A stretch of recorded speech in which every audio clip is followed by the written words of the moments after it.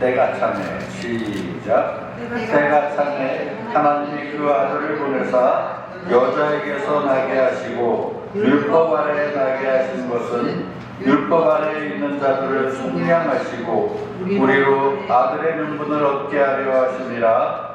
너희가 아들이므로 하나님이 그 아들의 영을 우리 마음 가운데 보내사 아빠 아버지라 부르게 하셨느니라. 그러므로 내가 이후로는 종이 아니요 아들이니 아들이면 하나님으로 말미암아 유업을 받을 자니라. 아멘. 한 번 더 기도하겠습니다.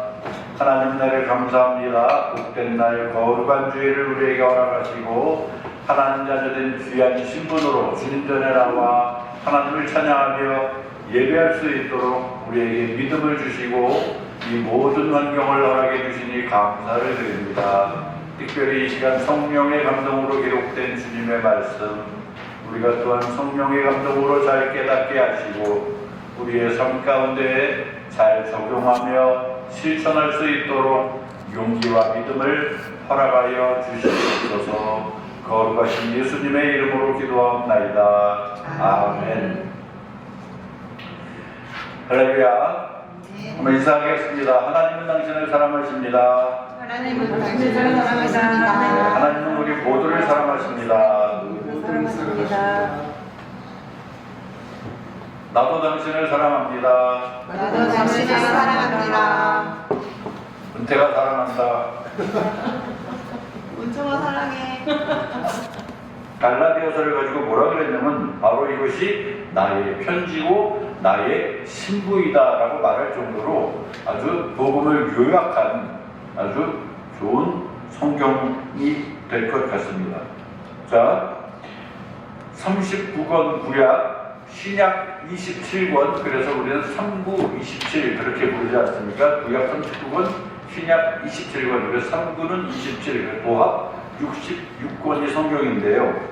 그런 가운데 이 성경들 한 절 한 절 모두가 정확무오한 하나님의 영감으로 된 그 성경 말씀인 것은 분명하지만 특히 복음, 율법, 구원, 칭의, 쉽게 말하면 의로워지는 것이죠. 칭의, 이러한 것들에 관한 말씀을 집약적으로 하는 말씀이 바로 이 갈라디아서 안에 있다는 겁니다. 여러분 시간 날 때 한 주간 동안 갈라디아서를 잘 묵상하면 좋겠습니다. 그리고 오늘 주보를 펴시면 이제 1번 문제부터 한번 보도록 하겠습니다. 때가 참에, 그러면 그 시기는 언제인가? 오늘 본문으로 들어갑니다.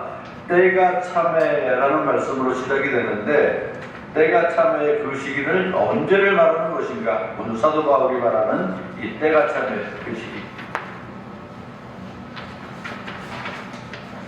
이 부분은 우리 헬라어로 크로노스라고 하는 단어가 있어요. 크로노스. 쭉 한번 적어주시기 바랍니다. 하나님께서 주권적으로 정하실 때, 하나님께서 주권적으로 정하신 때, 그것을 우리는 크로노스라고 그러고 바로 여기서 말하는 때가 참회의 그 시기로 우리는 이해하면 될 것입니다. 바로 하나님께서 주권적으로 정하신 때, 그때가 언제냐면 하나님이 독생자 예수 그리스도를 우리 인간의 역사 가운데 보내신 그 때를 말씀하는 것입니다. 다시 한번 말씀드립니다. 하나님이 독생자 예수 그리스도를 우리 인간의 역사 속으로 직접 내어주시고 보내주신 그 때를 말씀하고 있는 것입니다. 죄와 사망에 얽매여 있는 우리 저와 여러분을 구원하시려고 예수 그리스도를 세상에 보내시고 십자가에 달아 죽게 하시고 믿는 자들의 죄를 용서하시고 더 나아가 구원하시는 계획을 이루셨다는 것입니다. 그래서 믿는 자들의 죄를 다 용서하시고 그들을 구원하시는 계획 가운데 성경학자들은 우리 갈라디아서 4장 4절에 나오는 그 때가 참회라는 말씀에 대해서 이제 여기에 과연 그때에 어떤 부분으로 하나님은 이 부분을 대비를 하셨는가 라고 할 때에 여러분 주보 2번을 보십시오.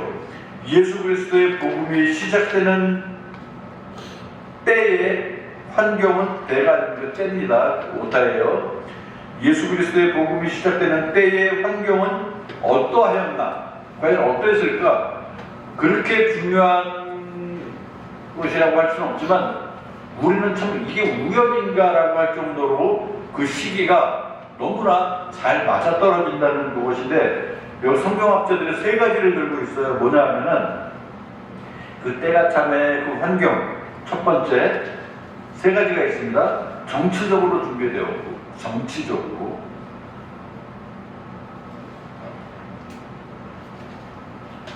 두 번째는 문화적으로도 준비가 되었고, 세 번째 종교적으로도 준비가 되어 있었다. 그 부분을 간단하게 제가 말씀을 해드리겠습니다.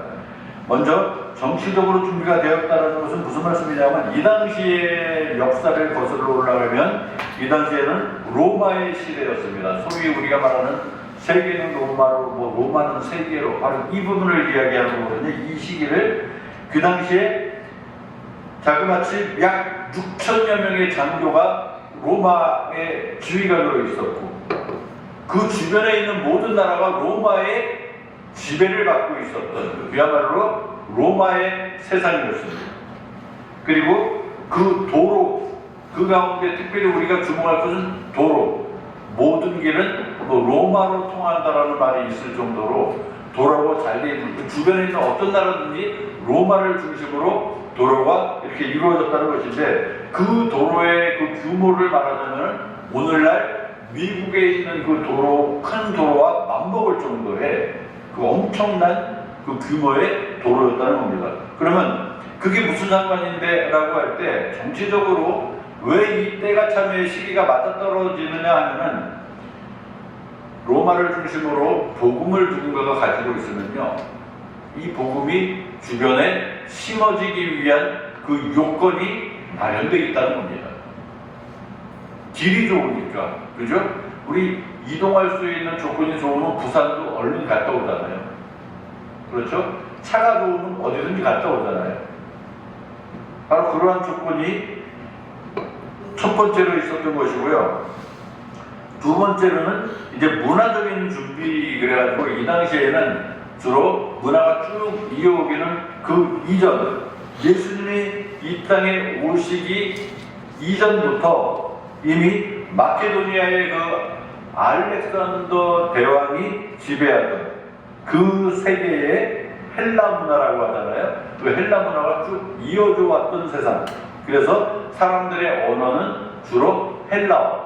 헬라어를 가지고 있으면 어딜 가나 대화가 통할 수 있는, 오늘날 그 영어 같은 그런 큰 힘을 가지고 있었다는 겁니다. 그런데 그 당시에 이 근동지방에는 헬라어와 함께 쓰고 있던 언어가 있었어요. 아람어. 바로 예수님이 이 땅에 오셔서 복음을 전하실 때, 대화하실 때 쓰셨던 언어는 주로 아람어였습니다. 그러면 헬라어와 아람어가 함께 이렇게 통용되고, 그것으로 인해서 사람들이 의소소통을 할 이때에 그야말로 복음이 전파되기 아주 좋은 조건이 뭐냐 하면, 첫 번째, 복음을 전하는 제 첫 번째 1인자가 누구였냐면 사도 바울이었어요. 사도 바울로 하여금 이 헬라어를 능통하게 하는 사도 바울이 복음을 힘있게 전할 수 있었어요. 헬라 문화, 그리고 아람 문화권에서 복음이 아주 잘 퍼질 수 있는 그러한 환경이 될 수 있었다. 그리고 세 번째로는 이제 종교적인 조건이 또 되었다고 제가 말씀을 드렸는데, 종교적인 준비, 그래서 무엇이냐면 기독교가 심어지기 이전에 유대인들이 믿는 유대교라고 이야기하지 않습니까? 유대인들은 모이면은 회당을 짓습니다. 그래서 회당에 모이기를 좋아했어요. 그리고 구약 시대에 그 하나님을 믿고 하나님을 따르며 그분 안에서 그 신앙생활을 잘 유지하였던 가운데에 종교적으로 어떤 문제가 있냐면, 결국 예수님을 십자가에 단 그 장본인들이 누굽니까? 유대인 가운데 바로 바리새인들, 그리고 그 앞장서에 있는 그 제사장들, 이 사람들이 실제적으로 예수님을 십자가에 못 박았다는 것입니다. 그래서 같은 유대인 안에서도 그들은 이제부터 손가락질을 받기 시작했습니다. 우리가 같은 혈통이지만 그 가운데 유대교를 믿는 우리 가운데 앞장서야 할 그들이 예수님을 못 박았다. 유대교를 믿던 사람 가운데 예수 그리스도의 복음을 받아들인 사람들은 일단 그들을 적대시하기 시작했습니다. 그들을 비난하기 시작했습니다. 아주 좋은 비난이죠. 좋은 비판입니다. 그렇지만 분명히 이 가운데 짚고 넘어가야 할 것은, 그렇다고 해서 그 유대인들이 예수님을 십자가에 달았던 것인가? 아니면 그 가운데 그 앞장선 몇몇 사람들이 예수님을 십자가에 단 것인가? 가룟 유다가 단 것인가? 본디오 빌라도가 단 것인가? 우리는 이 부분을 생각할 때 예수님을 십자가에 단 사람은 다름 아닌 바로 나였다라는 부분을 우리는 분명히 고백하고 인정하고 봐야 할 것입니다.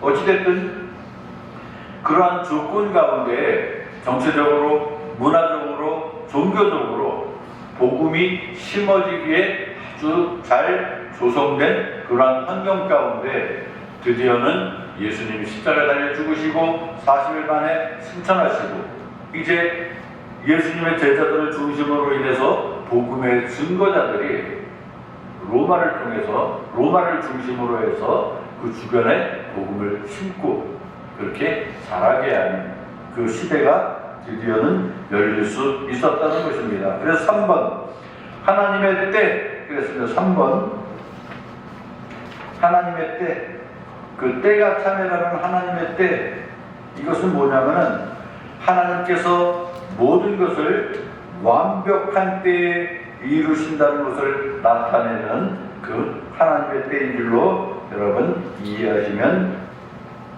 맞을 것입니다. 여러분, 저와 여러분들의 삶 가운데 있어서도 하나님의 계획이 이루어지는 그 타이밍이 있을 것입니다. 이미 하나님이 우리를 들어 쓰실 때 이미 시작되어서 한참을 하나님으로부터 쓰임받는 사람들이 있는 반면에 이미 쓰임받은 그 부분도 절정을 넘어서 마무리가 되는 부분도 있고요. 아직 준비되어지는 분도 있다는 것입니다. 여러분은 어느 때입니까? 어느 때입니까? 자기를 스스로를 한번 점검해 보시기를 바랍니다. 뭐 성경에 있는 그 인물들을 보면은 다 그 때가 있어요. 하나님으로부터 쓰임받는 그 때가 있어요. 뭐 노아의 때가 따로 있었고, 아브라함의 때가 뭐 100살 넘어서 모세의 때는 언제입니까? 나이 80세부터 이제 본격적으로 사역을 하게 되고요. 아브라함 100세가 되어서 아들을 낳고 그때부터 진정 하나님으로부터 택함받는 구원의 원리를 이제 알게 되고, 하나님으로부터 의롭다는 칭함도 받고 본격적으로 하나님 안에서 훈련받는 그 시기가 드디어는 100살 때부터 본격적으로 시작된다는 겁니다. 다윗은 소년 때부터 이미 하나님으로부터 쓰임받았어요. 그 눈에 들어서 여러 사람들 가운데 단연 돋보이는 다윗이었고요. 그의 아들 가운데 솔로몬은 이미 태에서부터 하나님이 딱 지목하신 것 같아요. 사도 바울은 어땠습니까? 유대교 광신자라고 해도 뭐 과언이 아닐 만큼 그런 사람이었지만 다메섹 도상에서 부활하신 예수님을 만나자마자 그는 그 순간 변화해서 한평생을 복음을 위해 그렇게 살았던 사도 바울이었습니다. 나의 때는 언제일까요? 여러분, 마음 가운데 그렇게 하나님 앞에 고백하시기 바랍니다. 바로 지금입니다. 바로 지금부터 나를 하나님의 열심으로 훈련시켜 주시고 단련시켜 주셔서 여기까지 오게 하셨으니 이제 내가 하나님 나라를 위해서 귀히 쓰임받는 그 때가 바로 지금이라고 내가 고백하며 이 세월을 아끼고 이 세월 가운데 하나님 영광 드러내는 저와 우리 모두가 되시기를 주의 이름으로 부탁드리겠습니다. 자, 그래서 결국 때가 참에라는 그때 예수님이 이 땅에 오셨다라고 한다면은 예수님이 오셨다라고 할 때 5절을 한번 보시기 바랍니다. 5절에 보니까 율법 아래에 있는 자들을 속량하시고 그랬습니다. 4절 때가 참에 하나님이 그 아들을 보내사 여자에게서 나게 하시고 율법 아래에 나게 하신 것은 그 이유가 있는데 율법 아래에 있는 자들을 속량하시고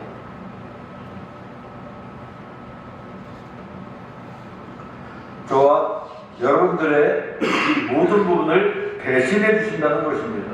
속량해 주시고 그리고 저와 여러분들의 죄값을 대신해서 십자가에 달려 죽으신 그 모든 부분을 통틀어서 우리는 속량이라고 그렇게 이야기를 합니다.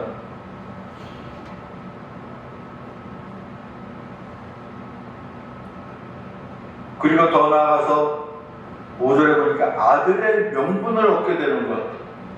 우리로 아들의 명분을 얻게 하려 하는 것이다. 자, 여러분, 하나님의 아들, 저는 여자인데요. 뭐 대표적인 언어로 아들이라고 얘기합니다. 아들. 그리고 더 나아가서 하나님을 아버지라고 부를 수 있는 그 특권. 여러분, 세상을 살아가는 동안 우리에게는 아버지가 두 분이 있어요. 그죠?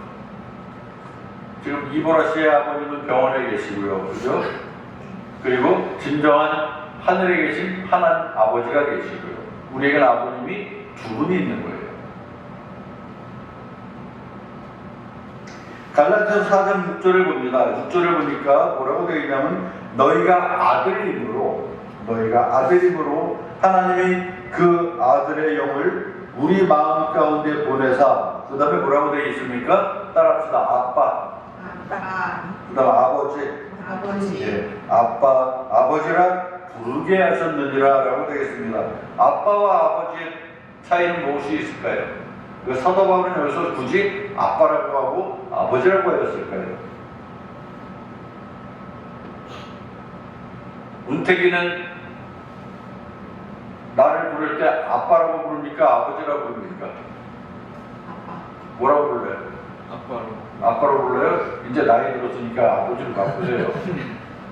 은총이도 마찬가지. 25이 넘었는데 아빠라고 그러면 조금 이제 약간 어린 티가 나는 것 같아요. 그죠?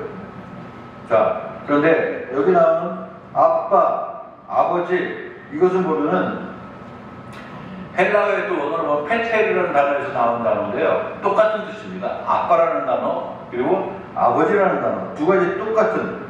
하나는 갈라디아 지역의 신자들이 아람어를 쓴다고 했는데 그 사람들이 쓰는 단어 그리고 또 하나는 헬라어를 쓰는 사람들이 있는 그 단어. 그래서 똑같은 뜻의 아버지를 아빠라고도 표현하고 우리말에 아버지라고도 표현하는데 뭐 NIV 성경에도 보니까 여기 영어로도 아빠, ABBA 스펠 따지면 ABBA 또 하나는 father 두 가지가 같이 그렇게 되어 있을 것입니다. 어쨌든 똑같은 뜻. 그러면 그 아버지는 누구의 아버지? 나의 아버지. 저와 여러분의 아버지. 우리 모두의 아버지라는 겁니다. 우리 모두의 아버지라는 것은 뭐냐면 저와 여러분은 곧 그분 안에서 한 형제라는 거예요.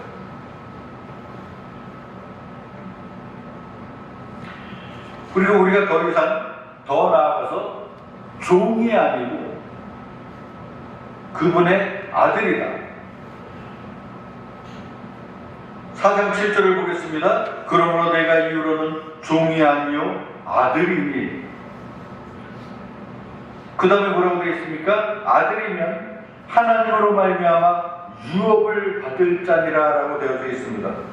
여러분 이 부분을 가만히 보면 우리 생각하는 게 어디가 있냐면 누가복음 15장에 보면은 어떤 분들이 있냐면요,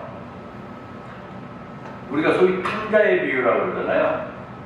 아들 둘이 있는데 아버님에게 아버지 나에게 재산을 좀 미리 좀 나눠주세요. 둘째 아들이 그래요.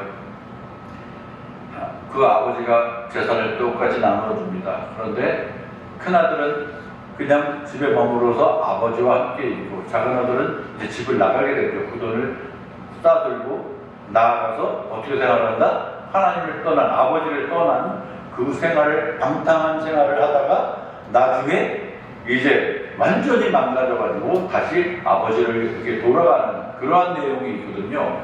그 가운데 그 막내 아들이, 둘째 아들이 고백하는 구절을 보면 어떤 구절이 있냐면은 내가 이제 아버지의 종살이를 해도 된다. 나를 받아만 주신다. 나를 종으로만 삼아 주셔도 내가 이 삶을 내가 회복하고 영광스럽게 생각하고 살 수 있겠다는 그 심정을 토로하는 그 부분이 누가복음 15장에 나옵니다. 그러나 그 아버지는 어떻게 합니까? 돌아오들 야 인마 돈 다 까먹고 이제 와서 네가 뭐 하겠다는 거냐? 그를 내가 쫓은 것도 아니고 그래? 네가 이제라도 네 죄를 고백하고 잘못을 용서를 구하며 회개하며 돌아왔다면 이제 그럼 너는 이제 종살이로 종으로 그렇게 평생을 살아야 할 것이다. 이것만 해도 목숨을 부지하고 네가 먹고 사는 것만 부지해도 너는 된 것이다 라고 그를 받아들인 것입니까? 그것도 아니라는 거예요. 그 아들이 왔을 때 아버지의 심정은 멀리서부터 뛰어나갑니다. 그 아들에게 뛰쳐가서 그 아들을 껴안고 그죠? 가장 좋은 옷을 입히고 가락지를 띄우고 그리고 송아지를 잡습니다. 살찐 소를 잡아요. 뭐냐면은 살찐 소를 잡았다는 것은 내가 너를 기뻐한다는 거 아니라 우리 모두가 기뻐하자는 뜻입니다. 소 하나 잡으면 그 당시엔 냉장고도 없어요. 그날로 먹어야 돼요. 소는. 그 소를 그날로 먹으려면 혼자 다 먹을 수 있습니까? 마을 사람들을 전체를 부르는 겁니다. 우리 모두가 즐기자. 왜? 내가 잃어버렸던 아들을 다시 찾아. 내가 죽었다고 생각하는 아들이 우리를 살아서 나에게 돌아왔다. 이 아들은 나의 아들이다라는 구절을 생각나게 합니다. 우리가 죄 가운데 죽어 있었지만 죄 가운데 멸망받을 수밖에 없었던 존재였지만 우리가 회개하고 하나님 앞에 용서를 구하며 하나님 안에서 우리의 인생을 내어 맡길 때에 하나님은 그와 같은 심정으로 저와 여러분들을 안아주실 것이고요. 가장 좋은 옷을 입혀주실 것이고요. 그야말로 가장 좋은 곳을 잡아서 우리 모든 천군 천사와 함께 한 영혼이 돌아옴을 기뻐하며 즐거워하며 그렇게 우리를 들어 써주시는 우리 하나님이신 줄 여러분 믿으시기를 바라겠습니다.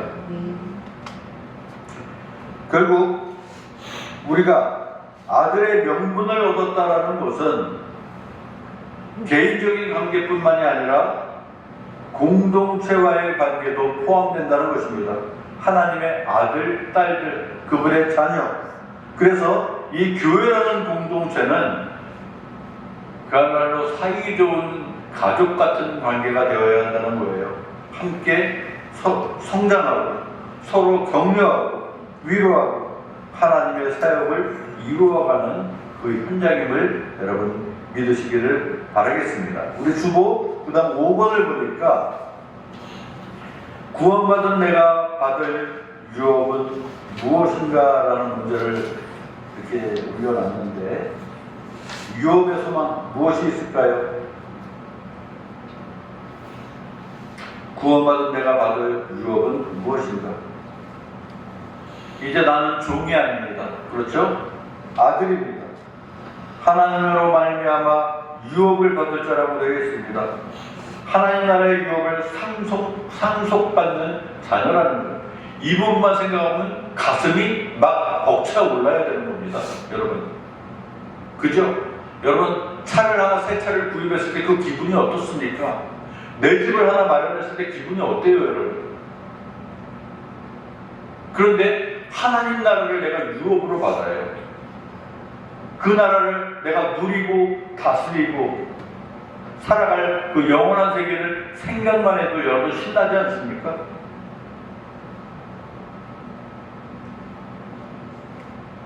별로 신나지 않고요. 우리에게 주어진 유업, 그야말로 그 나라를 생각하면 지금 내가 인생을 살아가는데 조금 힘든 일이 있어도 조금 억울한 일이 있어도 그 이후에 우리에게 보장되어진 그 삶이 있다는 것을 여러분 믿고 그 소망을 가지고 위로를 받으시고 힘을 얻는 저와 여러분들이 되었으면 좋겠습니다. 그야말로 하나님의 복음을 증거해야 할 그때입니다. 하나님의 나라를 유업으로 받은 저와 여러분이라고 하면은 이 땅을 살아가는 동안 우리는 훈련받는 기간이라고 보면 돼요. 이스라엘 백성이 과거에 출애굽하여서 40년 동안 광야에서 하나님 그 보호 아래 훈련을 받게 되죠.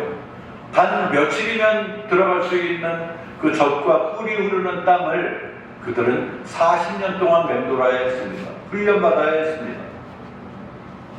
광야와 같은 우리의 인생살이라고 하지 않습니까? 우리 뭐 잘 살아야 80, 오래 살면 90, 그 정도는 살 텐데 이 기간이 길다면 길고 짧다면 짧은 시간이거든요. 이 기간을 그냥 누려라 라기보다도 잘 훈련받는 기간, 그죠?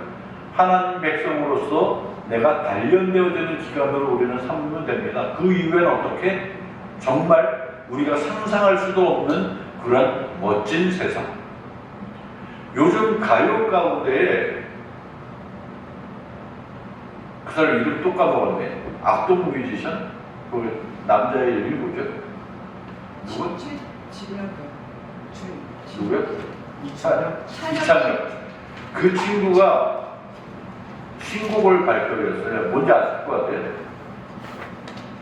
장래희망이라는 노래가 있어요. 장래희망. 장래 말고 장례식. 장례식의 희망. 한번 여러분 들어보세요. 가사를 한번 잘 보면서 한번 들어보세요. 자기가 죽을 때를 대비해서 죽은 다음을 가사로 쓴 노래인데 뭐 너무 신기하네. 나를 아는 모든 사람들이 다 모였네.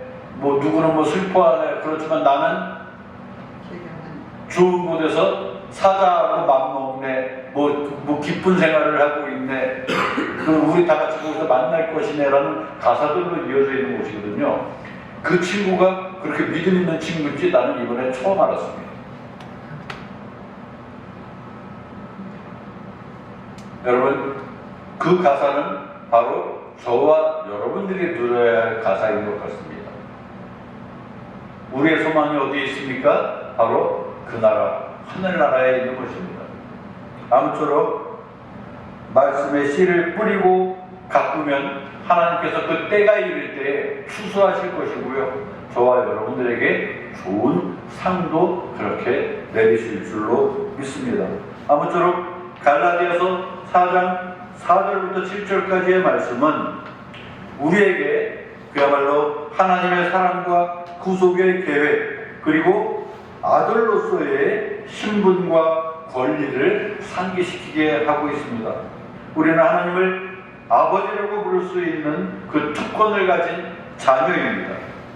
이 사실을 기억하고 성령의 인도하심을 따라 살아가며 하나님의 뜻을 이루어가는 삶을 살아가는 우리 모두가 되기를 소망합니다. 더 나아가 하나님께서 주신 이 놀라운 은혜에 감사하며 그리스도의 사랑을 전하는 한 주간의 귀한 인생을 가지는 저와 우리 모두가 되시기를 주의 이름으로 축원합니다. 이 시간 다 같이 말씀을 생각하면서 우리 하나님 앞에 기도하는 시간 갖도록 하겠습니다.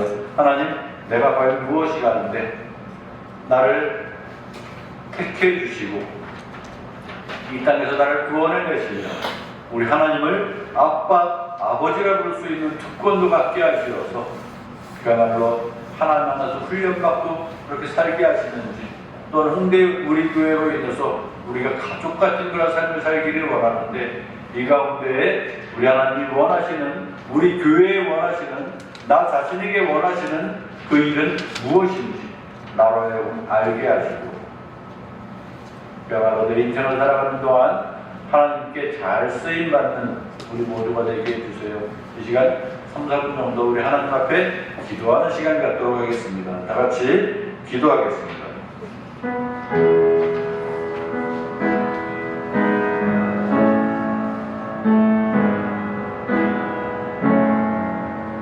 죄로 죽을 수밖에 없었던 우리를 구원해내시고 우리 하나님을 아빠, 아버지라 부를 수 있는 그 특권을 우리에게 허락하심으로 하나님 나라를 유업으로 물려받을 수 있는 우리의 귀한 이 영원한 인생길을 생각할 때마다 우리 하나님 앞에 감사를 드립니다. 특별히 우리에게 건강을 주시고 이 모든 환경을 허락해 주심으로 복된 날 거룩한 주일을 지키게 하시고 주님 전에 나와 하나님을 예배하게 하시며 또한 빈손으로 나오지 않고 주님 전에 귀한 예물 드린 모든 손길들 우리 하나님 일일이 기억해 주시되 더 좋은 곳으로 채워주시되 어디에서 무엇을 하든지 하나님 안에서 감사가 넘치는 그 간증으로 살아갈 수 있는 우리 모두가 되어질 수 있도록 복의 복을 덧입혀 주시옵소서. 귀한 예물에 쓰이는 곳곳마다 함께해 주실 때에 홍대 우리 교회가 부흥하며 선교지의 복음이 심어지며 또한 지구촌 나눔 운동의 활동이 더욱더 활성화되어서 어디에서든 하나님 영광 드러내는 그 영광 가운데 우리가 주와 더불어 함께 기뻐하는 이 세상을 살아가는 모두가 될 수 있도록 우리 하나님 복의 복을 덧입혀 주시옵소서. 다시 한번 우리에게 주신 이 모든 것에 감사를 드리며 우리를 죄에서 구원해 주신 예수님의 이름으로 축복하며 기도하옵나이다. 아멘. 이 시간 기립하시고 찬송 635장 부르십니다. 그리고 축도함으로 예배를 마치도록 하겠습니다.